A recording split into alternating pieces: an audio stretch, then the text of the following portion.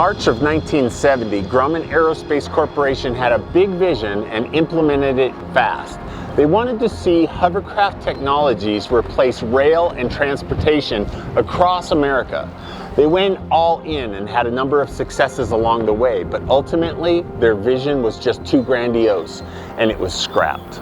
I'm here in downtown Pueblo, Colorado, and behind me, two futuristic hover trains sit idly next to the road, looking absurdly out of place. One is a Grumman Tracked Levitation Research Vehicle, or TLRV, an air-cushioned transportation prototype that was built to reach speeds of up to 300 miles per hour.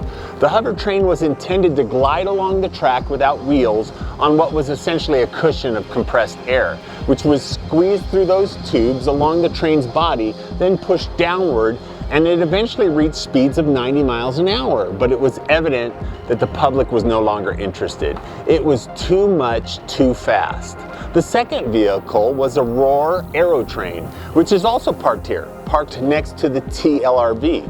It managed to reach speeds of 140 miles an hour, but unfortunately, it suffered the same fate, and the Urban Mass Transportation Administration stopped all funding of all tests in the 1970s. Listen, as a leader, one of the scariest things for your people is change, especially when it is audacious and groundbreaking, and they learned that here. However, there are some simple steps to gauge whether or not you're introducing too much too fast.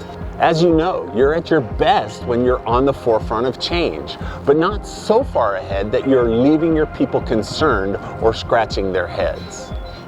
As you step into the role or push the role of change agent, remember this: the most important thing an organizational leader can do is vision cast, assuring your A-team that you can achieve what you set out to achieve on their behalf.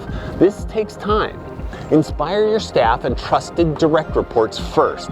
Then let them voice their concerns, and in doing so, you're adding quality to your vision. Every voice must be weighed. New ideas will come from the many voices as you allow them to speak into your vision. Once you have the buy-in, let them take it to the rest of your people, and in doing so, you may just avoid doing too much, too fast, and getting scrapped.